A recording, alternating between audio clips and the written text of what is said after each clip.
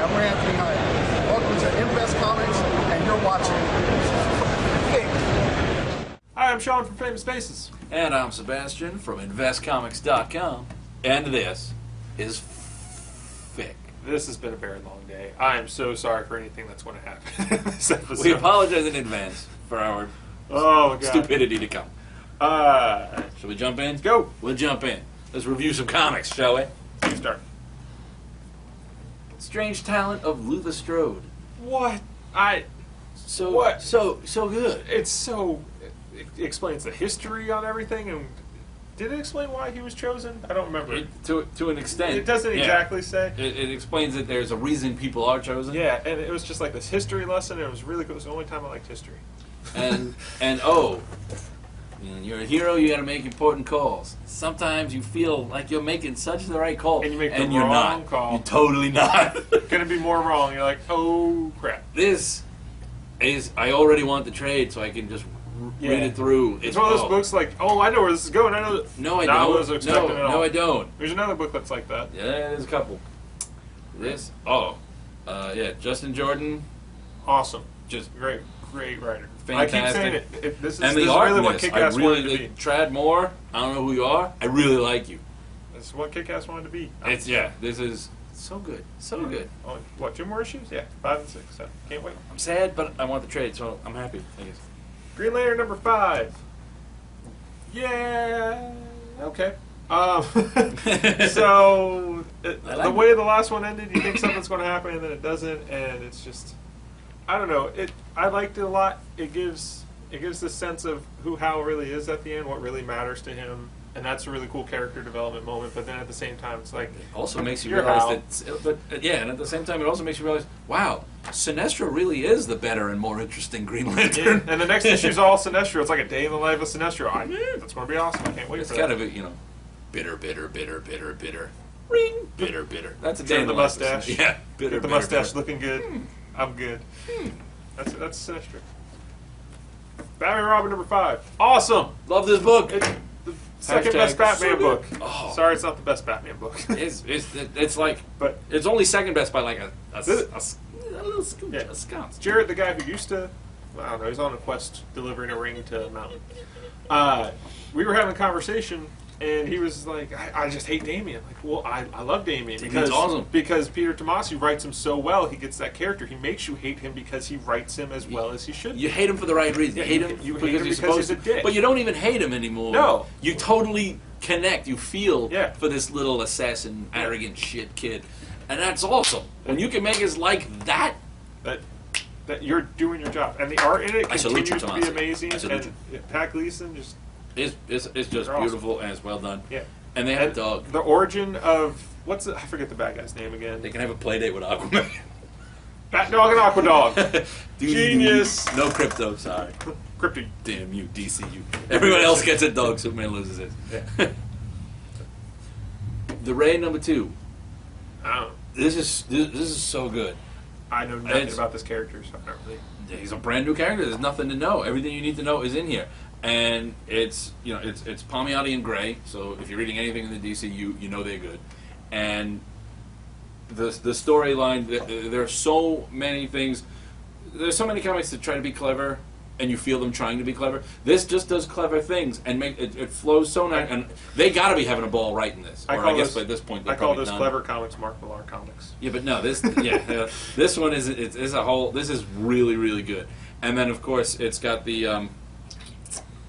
Why am I blanking? It's got the Jamal Aguilar artwork, so it's gorgeous. I already love this character. They've again made a reference to the fact that he's not the only Ray, or at least not the first Ray in the DCU. So that's good. The other Rays we liked and loved may still be there, but this kid, there's a lot of clever stuff. You've got giant, shiny metal cockroaches that eat people. You've got flying lamprey manta bats. Normal day.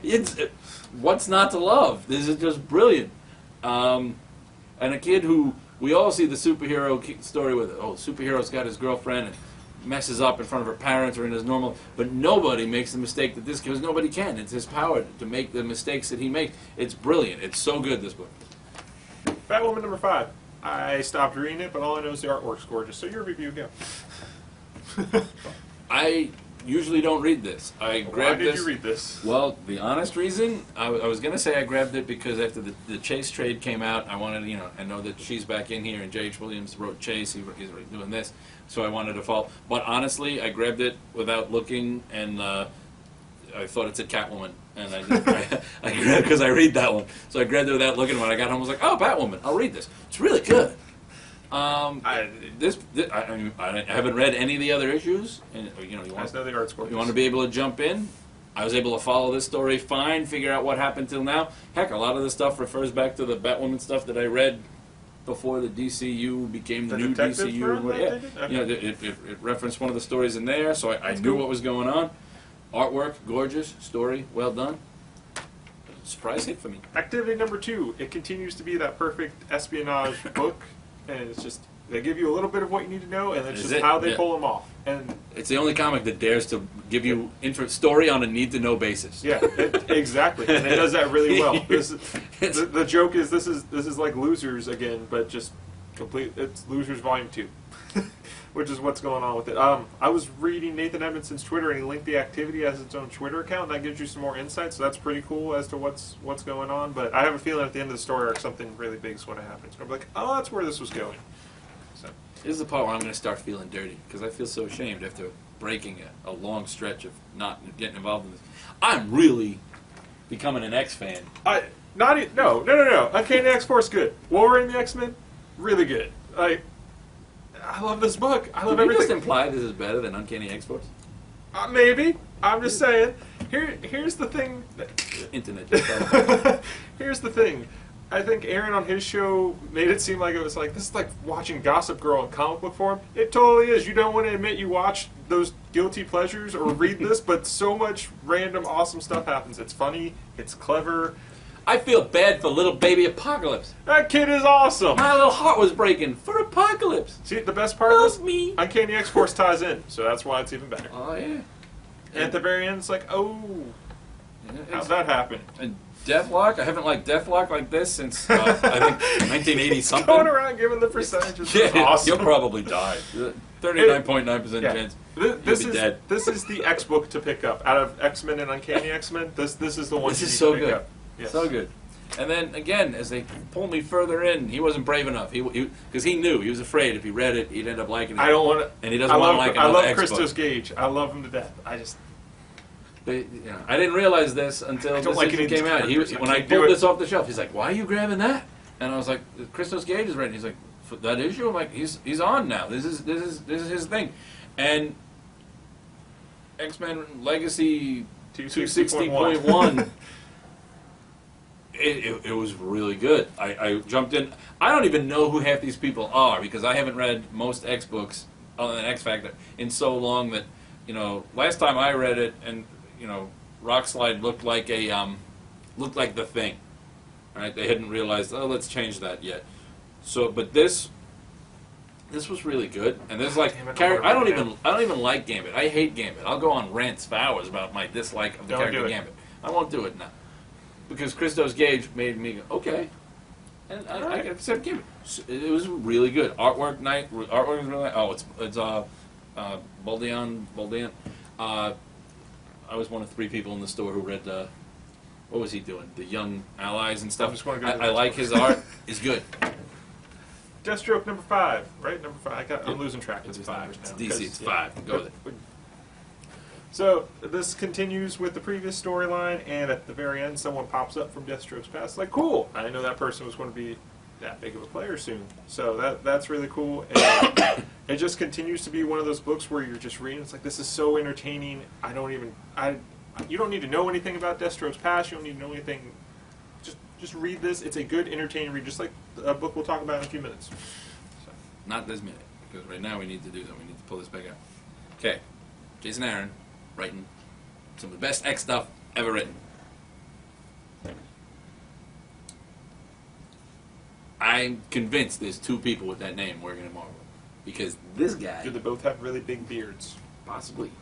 But this guy can't be this guy. Because... last issue I was at least able to say the Hulk parts were good. But I don't... And then it... What...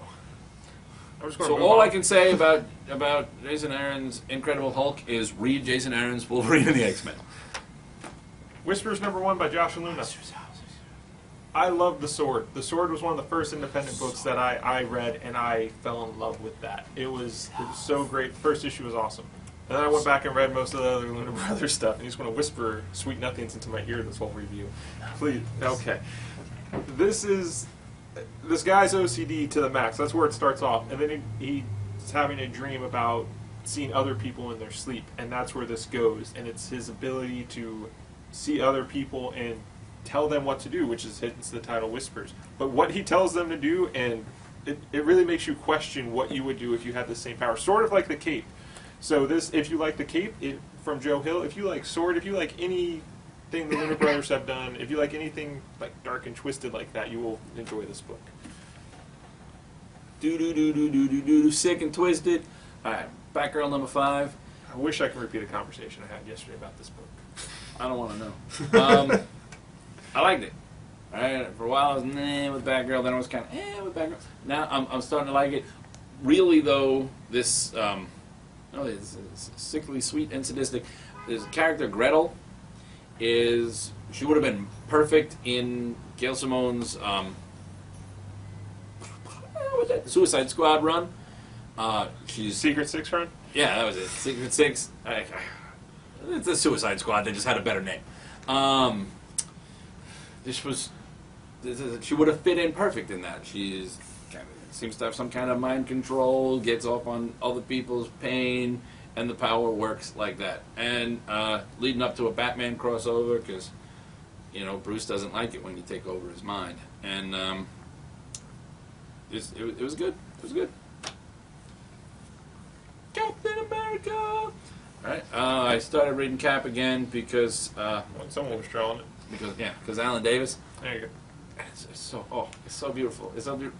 And what it does make me laugh though, because the storyline is that Cap's powers keep fading in and out, and he keeps going back to skinny, scrawny Steve Rogers instead of Cap, which I think would have been more pronounced with any other artist because Alan Davis draws everybody so kind of slender anyway, but he draws him slenderer when he goes back to normal, and practically emaciated. Look at that little.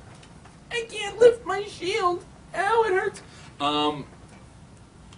But the story is really, really good. The characterization is really, really great, and the artwork is just gorgeous because you can have Alan Davis draw anything, and I will say, yeah, it's gorgeous. Anything? Anything.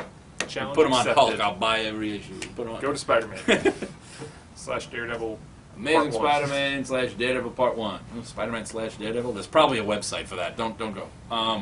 Or go if you're into that thing. I've been a couple times. My spider sense is tingling. That's my Billy Club. Wait. So it's Mark Waid writing it because it's going to cross over with Daredevil. Spiderman.daredevil.com. It's man without fear, my ass. Literally. So face it, Tiger. You just hit the jack. But we went so far off course. I don't know where we are anymore. We're doing a comic book thing. All right. Emma Rios does the artwork. I love Emma Rios. Emma Rios draws a very Ditko-esque Spider-Man, and I like that. And her art style works well with the art style they've been using over in Daredevil, so it works very nice as a first piece. And Mark Waid's been doing great stuff with Daredevil, so this is just good. Read this. I like this title. Phazer is a comic that I ordered because I don't remember why. Was it good? It was a comic that I read. Is that your review? That's my review. Cool. Punisher Max number 21. I'm not good with numbers today. Like I said, it's been a long day. This is the second part, the second to last part of the series. This is the battle of Kingpin and Punisher that you've been waiting for, and it's a look back on Punisher's life and everything he's been through, and it hints at Ennis's run, and then I realized that it's not related to Ennis's run, so I'm confused there. But this is one of my favorite Marvel books. Like I know I say Uncanny X-Force all the time, but this is one of the books that people just don't pick up enough, and it's so good. If you like Punisher at all, if you like Jason Aaron at all, you like his Wolverine the X-Men, you like Scout, you like anything, give this a shot. It's collected. Give Punisher a shot. But Legion Lost. is... I heard that book is horrible. No offense to people who enjoyed the book. It's good. It's okay. I like it. I mean, I like these characters. I like whatever. A character makes a surprise return. I won't say anything, but since, if you've been reading this, based on the fact that there's only a handful of Legion members in our current timeline, 2 of them went missing and 1 of them already showed up. I think you can guess who's back. It's good. I'm liking this story. Oh boy. Just when I think I know where this book's going, it goes in the complete wrong hole. I mean, wrong direction. I'm sorry. It's there. We get to the bottom of things. This issue, one of the characters meets his end.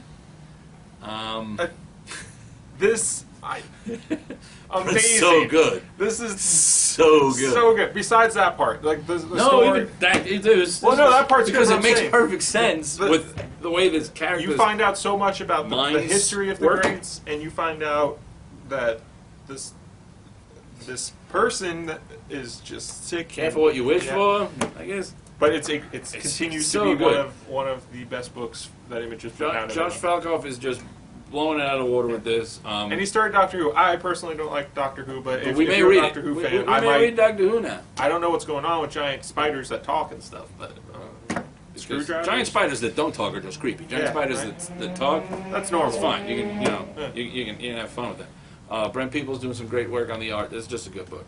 Speaking of good books, what? Invincible 87. What? Oh man! Like, I know you're reading in trade, so I won't spoil too much for you. But I just caught up with the trade 15. What happens at the end of it? Kirkman, you're the master of cliffhangers. Like in Walking Dead, you do it. In this, you do it. I did not see this coming at all. This was fantastic. Does he lose his hand? He loses more than his hand now. It's just everything that it's been building up to. He's just a hand. It's the opposite of Rick Grimes. God, I can't say too much because a lot of people read and trade, but it's exactly what you expect from Invincible. Just pure awesomeness. It's the best superhero book in the universe. You know what's not a bad superhero book? Scarlet Spider #1. I decided to try it on a whim. I was actually kind of, I had read the end of Spider Island. I figured, what the heck.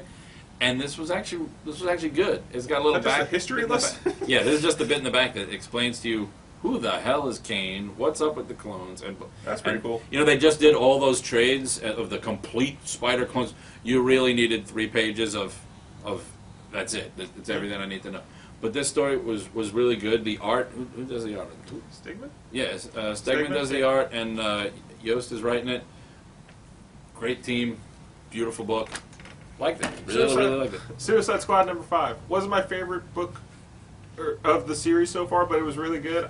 The end to it though was a little, like that's the way you're going with it. But it's still, it's just like Deathstroke. You can just hop in, enjoy. You don't need to know anything about the back history of these characters, and it's a fun shoot 'em up book.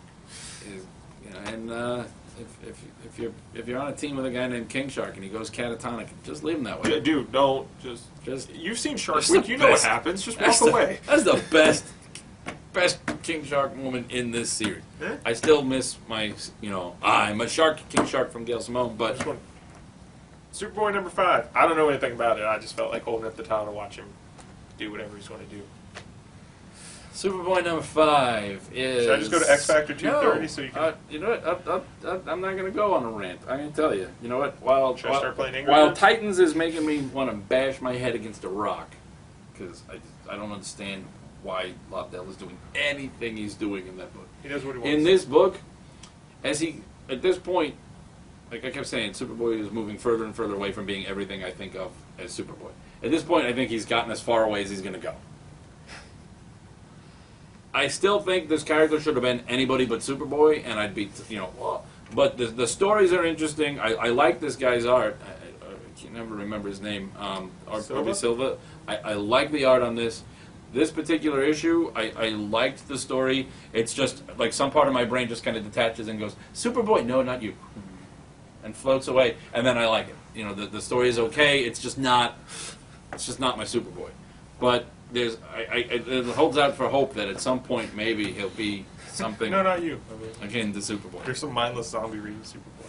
Speaking of my blind hope, Peter David, I love you. Why do you torment me so? Do I have a book in here ever You again? do. No, I don't. You just don't read as many as I do. I read enough. Yeah. Madrox is still dead, but still possibly not dead, and off in what may be another dimension. He'll be back. And They always come back. you know, he's trying to figure out, even if it's contemplating, is this how my power works? Am I now somebody else's dupe, getting sucked into their dimension? I don't know. What's the deal? But some returning members. I mean, I don't want to spoil it, but it's been on every cover afterwards. Yeah, some returning members show back up to help lead. Now that Wolverine shows up and is like, "Hey, you heard about me and Scott? We had a fight. Yeah, be on our side. Come to my academy. We could use you guys and your detective skills and blah blah blah blah blah." And then he's like, Rain's like, "I don't like you here because you made me a killer." And he's like, "Well, I'm not going to stay, but I have some solutions." And some people join the team. And again, while Peter David may be killing one of my all-time favorite mutants, he's definitely giving me back one of my all-time favorite mutants, just a different all-time favorite mutant. So, nicely played, Peter David. I see what you did there. The Strain, numero dos. This is the Guillermo del Toro and Chuck Hogan vampire stories converted into comics. The books were so good, the comic is so good. If you like vampires that don't sparkle and are really scary adult monsters, read this. The Occultist, 3 of 3. I'll be quiet until I have a review. Really, really good. I like this book. I love this art. This is the last issue. Apparently, the Occultist will continue. I have to now make a decision. Do I break down and buy $7.99 issues of Dark Horse Presents because the Occultist is in there? I'll have to see what else is in there with it because $7.99 is a lot for a short Occultist story. But I'm actually considering $7.99 for a short Occultist story because it was that good. Orchid number 4. This book gets better as it moves on. It was always good, but there's a lot going on in here. I like the art. I like the story. A lot of depth to this. Very, very interesting book. Read this. My Greatest Adventure. Was it your greatest adventure? So, 2/3 of it was. Last third, not so great. First third, middle third. Wait, no. First third, not so great. Every other third, it just gets better and better as you go back. Robot Man. Last issue, I said that while I hadn't liked Robot Man, I kind of liked the last issue's story. No, this issue it went right back to I don't. This isn't Robot Man. I don't care about this. Why are you doing this? Second story is Garbage Man. It's a fun name. It's fun. It's just fun to say every time. It's Aaron Lopresti. It looks good. It reads really well. It's just a good story. And then finally, of course, Kevin Maguire's Tanga with he has the colors by Rosemary. I'm going to say this wrong. Cheatham. This just has always looked so gorgeous, and Kevin Maguire's really proven he has the writing chops. I want more Tanga DC worker in somewhere because it's just that good. Why was this last? This should have... Severed number 6, second to last issue. What the man? It's a book. It's like watching a movie, pretty much. I haven't felt this way about a book in a long time. You're so drawn into it, and you're just like, no, don't do that. Why are you doing that? Oh, you just did that. You're stupid. It's just he's yelling at the book. Don't go in there. Yeah, right. And I turned the page. I'm like, son of it, you went in there. I told you not to go in there. And it's one of the most underrated books Image is putting out. It's written by Scott Snyder. Why are people reading? If you like American Vampire, pick this up. If you like this Batman, pick this up. It's awesome. It's the best horror story in a comic book going on right now. Apparently it's good. All right, Invincible trade number 15. Get Smart. I'm just going to leave. So good. Yep. This is he's always saying he tries to do his non-spoiler Invincible reviews because I read them in trade. Yep. But this, oh my god, and it's got this catches you up right after the war. It's got my favorite, and it's got my favorite character. Yep. It's got Tether Tyrant, and I'm very intrigued by where they're going with the Dinosaurus. Yep. I want to catch up on that there, and I feel it's got to wait another 7 months, 8 months. But the whole thing just such a good. It's the best superhero book in the universe. It's not even that it's the best superhero book because it's better. It's not just good on as a superhero comic. It's good on that you get into these characters. You really care about them. Yeah, you relate to them. They're real people that happen to be superheroes. It's just so good. Yep. Dark Crystal Creation Myths. This is a volume 1 of a 3 hardcover trade series of Dark Crystal stuff. You've got Brian Froud on there. He did all the original designs. This is the story of Orgra and her son. So good. This book is beautiful. The artists on That here, art does look really awesome. it was this. It's illustrated by Alex Sheikman and Lizzie John, and it's written by Brian Haldwin. It's beautiful. It's amazing. If you like the Dark Crystal the movie, this is good. If you never saw the Dark Crystal the movie, this is still good because they put so much depth into that world that it's just really, really good fantasy stuff. Just read this. Buy this book. That's it. Hopefully we'll be Hopefully you're still here. Oh, real quick. We got a round table next Wednesday for anyone who's local and wants to come from 7 to 9. And then we got Geek Trivia next Saturday from 1 to 3 and just like 3 hours or 2 hours of geeky trivia questions. And just come and make Sebastian feel like a fool. Woo! Bye!